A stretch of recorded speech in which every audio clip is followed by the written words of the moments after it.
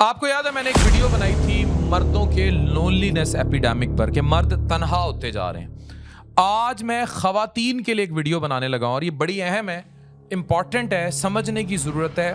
Male gaze epidemic.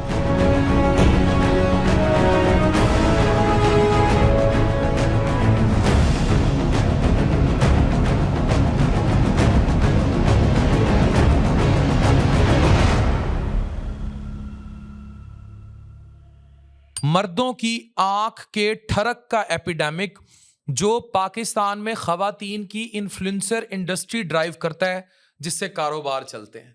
कैसी science है, समझिए, जानिए, क्योंकि इस सब के बोझ तले आपकी डॉक्टर, इंजीनियर और इंटेलेक्चुअल बेटी दफन हो रही है। चाहे वो हसीन है या नहीं है, दफन हो जाएगी। समझिए और इसको ज्यादा से ज्यादा वालदैन शेयर कीजिए। प्लीज इसको समझिए कि हमने इसको खुद किल करना है। ये वो आवाजें हैं जो मैं टिकटॉक लाइव कल्चर और नंग धड़ंग फहाशी के खिलाफ उठा उठा मर गया। अब उसकी साइकोलॉजिकल डायनामिक्स आपके सामने है। एक खातून है, आप खुद हैं या आपकी कोई बेटी है, बहुत टैलेंटेड है, इंटेलेक्चुअल है, सोच सकती है, पढ़ी लिखी है, उसके पास तालीम है, शऊर है, बात है, हुनर है, लेकिन वो अपना टैलेंट बेच नहीं पाती क्योंकि वो इतनी खूबसूरत नहीं है, या अगर खूबसूरत है भी तो उसे कैमरे पे अदाएं नहीं आती। और दूसरी तरफ एक ऐसा सोशल मीडिया कल्चर जिसकी बुनियाद स्नैपचैट और इंस्टाग्राम है और जिसकी उरियानियत की इंतहा टिकटॉक है, वो खड़ा हो चुका है, जहां बाज लोग सिर्फ सामने आते हैं, ना कोई खास टैलेंट है, ना कोई इल्मी इजाफा है, ना कोई ऐसा काम जो मुआशरे को ज़हनी तौर पर ग्रो करे, लेकिन फिर भी वो इस मुल्क की बड़ी सेलिब्रिटीज़ हैं। उनको यूनिवर्सिटीज़, कॉलेजेस में भी बुलाया जाता है। आप इमेजिन करें कि वो बेटियां जो डॉक्टर्स, इंजीनियर्स किसी कॉन्वोकेशन पर बैठी हुई हैं, शर्म नहीं आती, मैं कहता हूँ उन तालीमी इदारों को शर्म नहीं आती, वो किसी टिकटॉकर को या किसी ऐसी खातून को जिसके पास कोई टैलेंट नहीं है, वो टिकटॉक लाइव पे बैठ के फाहश बातें करती है, फाहश पनिशमेंट्स लेती है, या जो भी वो हरकतें करती हैं, उनको सामने ला के स्टेज पे खड़ा कर दिया जाता है कि जनाब ये गेस्ट ऑफ ऑनर है। किस चीज का ऑनर, मतलब? और वालदैन प्लीज इसको समझें कि ये मेल गेज एपिडेमिक जो सोसाइटी है मर्दों के ठरख में पलती, इसीलिए पाकिस्तान में ये जो सारी फाहशात आम हो रही हैं, इवन रेव पार्टियां आम हो रही हैं बड़े बड़े शहरों में, उसकी वजह भी यही एपिडेमिक है। आज पाकिस्तान की इन्फ्लुएंसर इंडस्ट्री बड़ी हद तक मर्दों के ठरक के गिर्द घूम रही है। असल फोकस क्या रह गया है? स्किन। जितना स्किन शो होगा उतना चीजें चलेंगी।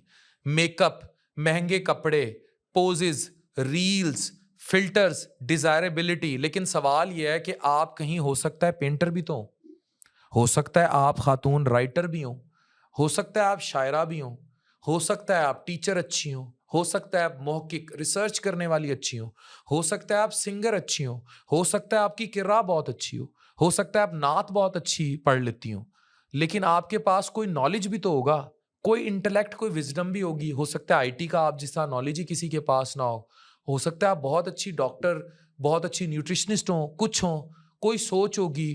अच्छा, वो सब कहाँ गया?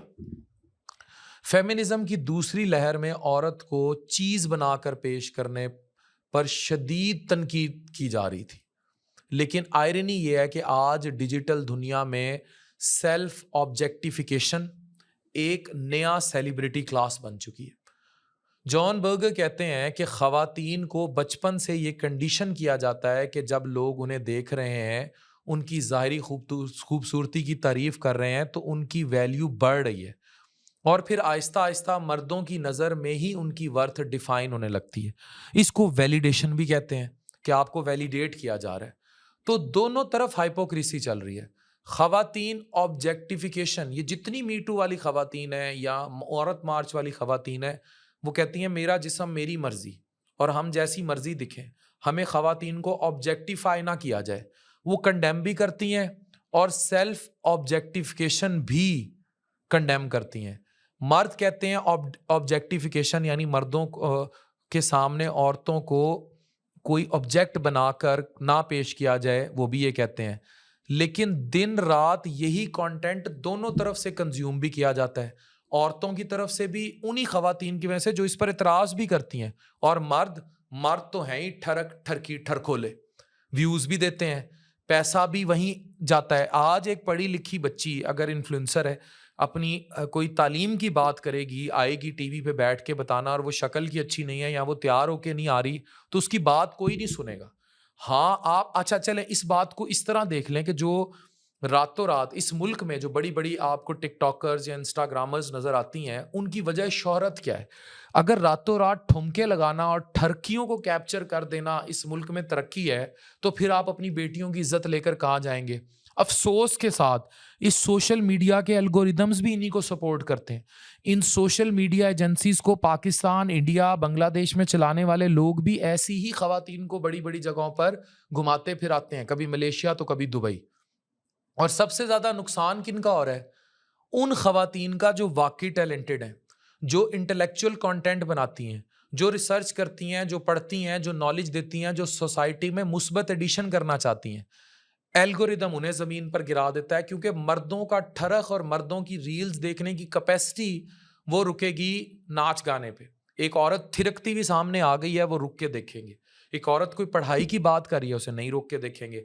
एल्गोरिदम डिटेक्ट करेगा, या तो फिर अब सोशल मीडिया के एल्गोरिदम डिफाइन करें कि उनको कितना वेटेज देना है, और उनको वो क्यों डिफाइन करें। उन्होंने एड्स चलाने हैं और उनकी मोनेटाइजेशन के मसले हैं, उन्होंने लाइव शेयर शूर एक्सचेंज करने हैं, वो क्यों करें।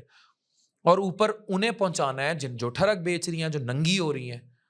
अच्छा, फिर बीच में एक और आंसर आता है रिलीजियस भी, कि ये वेस्टर्नाइजेशन है। तो वेस्टर्नाइजेशन को प्रमोट कौन कर रहा है? ठरक, आंख का क्या, जो सिर्फ ख्वाहिशात बेच रही होती हैं, उन्हीं की ख्वाहिशात को हवस में बदल के मेल गेज एपिडेमिक उसको देख रहा है, उसी में फिर सौदे भी बेचे जाते हैं। एक पूरी नस्ल मेंटली कंडीशन हो रही है कि औरत की वैल्यू सिर्फ लुक्स है। अगर वो फेयर है, बड़ी आंखों वाली है, सिमेट्रिकल फेस है, जिस्म बड़ा जो है, उसकी फिगर बड़ी टाइट किस्म की है, तो ये सब कंडीशनिंग का केस है। इसमें अच्छा, अब वो जो खातून जो इस तरह पैदा हो गई या जिसने ग्रूमिंग कर ली, इसमें उसने सवाए नंगे होने के उसने टैलेंट क्या दिखाया? असल अचीवमेंट तो intellect, skill, character, research, talent, discipline, vision होना चाहिए। और एक औरत जो सांवली है, कम खूबसूरत है, या उसे तैयार होके मेकअप पे करके थिरकना नहीं आता सोशल मीडिया पे, लेकिन ब्रिलियंट राइटर है, अमेजिंग पेंटर है, इंटेलिजेंट स्पीकर है, तो वो कहाँ जाएगी? उसे कौन देखेगा? उसकी एप्रिसिएशन कौन करेगा?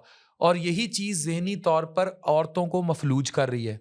आप डॉक्टर ना बने, आप साइंटिस्ट ना बने, आप टीचर ना बने, बस कैमरा लगाएं, लाइव आएं, कपड़े उतारें, पनिशमेंट लें, नंग धड़ंग करें, गिफ्टिंग कल्चर प्रमोट करें, डिज़ायरेबिलिटी इकोनॉमी चलाएं, और आहिस्ता आहिस्ता एक पूरी जिनसी हवसज़दा इंडस्ट्री सोशल मीडिया के पर्दे में पूरी मार्केट इंडस्ट्री को नॉर्मलाइज कर दें। और इस सब के दरमियान कुछ लोग साइड पे हट के काम भी कर रहे हैं, तो उनको वो एप्रिसिएशन ना दी जाए। यहां मैं अब आपको एक खातून मेंशन करने जा रहा हूं। जाहिर है मैं पीआरस नहीं करता, तो मैंने इस खातून से पैसे भी नहीं लिए होंगे। ये लड़की है मिसबा, बारबेक्यू गर्ल।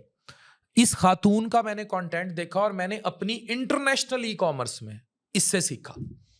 ये आम घरों में ये टिक्के कबाब लगाती थी, अभी भी लगाती है, उस सारे को फिल्म करती है, कोई तैयार नहीं होती, ना कोई लचकदार किस्म का कंटेंट दिखाती है, ना कोई आवाज कोई बड़ी मुतासिर कौन है, लेकिन अपने मसाले निकाल लिए, ई कॉमर्स पर बेचती है। तो इस औरत ने क्या किया? अपना टैलेंट बेचा भाई। यही फर्क है कि आप खवातीन जो कंपल्सिव स्क्रोलिंग के अंदर घुसने की कोशिश कर रही हैं, चाहे कपड़े उतारने पड़े, आप मर्दों को मजबूर करें मीडिया लिटरेसी सिखाने पर, उनके ठरक का शिकार ना बने। व्यूअर्स को समझदार बनाने की जरूरत है, ताकि वायरल चीज नहीं, सब्सटेंस को वैल्यू दें, ऑब्जेक्ट को वैल्यू ना दें, आपके कंटेंट को वैल्यू दें। क्योंकि आज एक single male adult on social media इतनी खवातीन देख चुका होता है कि आप जितनी भी नंगी हो जाएं, आप 3 सेकंड से ज्यादा आपकी नंगे होने की औकात नहीं है। ऐसी सहूलियात तो माजी में अनारकली जहां मुजरे करती थी, उन मुगल बादशाहों को मुयसर नहीं थी, जो यहाँ आज एक आम आम हर चलते फिरते इंसान को जिसके हाथ में मोबाइल है वो मुयस्सर है, और आप मुजरे कर रही हैं। आपका बनता नहीं है, आप अपना टैलेंट लेकर आए। खवातीन की खूबसूरती को इंडस्ट्री बनाकर हम एक ऐसी कौम, ऐसा मुआशरा पैदा कर रहे हैं जो टोटल ऑब्जेक्टिफाई हो जाएगा। फिर इस मुल्क में हर तरह से जो वायलेंस के केस बढ़ते हैं और जो दरिंदगी जिन्स को लेकर बढ़ती है और वाक़यात होते हैं, फिर हम कहते हैं यार ये क्या। हमारी नौजवान नस्ल anxiety, comparison, insecurity, attention addiction और आइडेंटिटी क्राइसिस का शिकार हो रही है। खुदकुशियां बढ़ रही हैं। और अगर कोई ये कहे कि ये उनकी फ्री चॉइस है, तो क्रिटिसिज्म भी हमारी फ्री चॉइस है कि हम किसी की आवाज बंद नहीं करना चाहते। लेकिन वो औरतें जो इन नंग धड़ंग कल्चर के नीचे दफनाई जा रही हैं, जिनमें आपकी बेटियां भी हैं, आप खुद भी हैं, कितनी डॉक्टर्स, कितनी इंजीनियर्स, कितनी टीचर्स, कितनी साइंटिस्ट, कितनी इंटेलेक्चुअल खवातीन, वो कहाँ गई? सिर्फ व्यूज के चक्कर में मर्द के ठरक एपिडेमिक, मेल गेज एपिडेमिक का शिकार हो गई कि औरत का मकाम, उसका किरदार, इल्म, स्किल और शऊर नहीं, सिर्फ उसकी ज़ाहिरी मर्दों को लुभाने की सलाहियत है। That's it. तो प्लीज़ अगर अगर वालिदैन चाहते हैं कि उनकी बेटियां इस कल्चर का शिकार ना हो, तो इस एपिडेमिक को समझें और आओ अपना टैलेंट लेकर आओ ना यार। चीर के रख दो इनको, बताओ कि हम क्या हैं। जब मैंने कंटेंट बनाना शुरू किया ना, मुझे लोग कहते थे कि यार अफान, यहाँ तो सारा वल्गर और ये कल्चर है, तू पढ़ी लिखी बातें बेचेगा कैसे? लो बेच रहे हैं, चल भी रही ने, तुसी भी करो ना। मिसबा बारबी क्यों गल बन जाओ, अपना टैलेंट बेचो, जिस्म नहीं।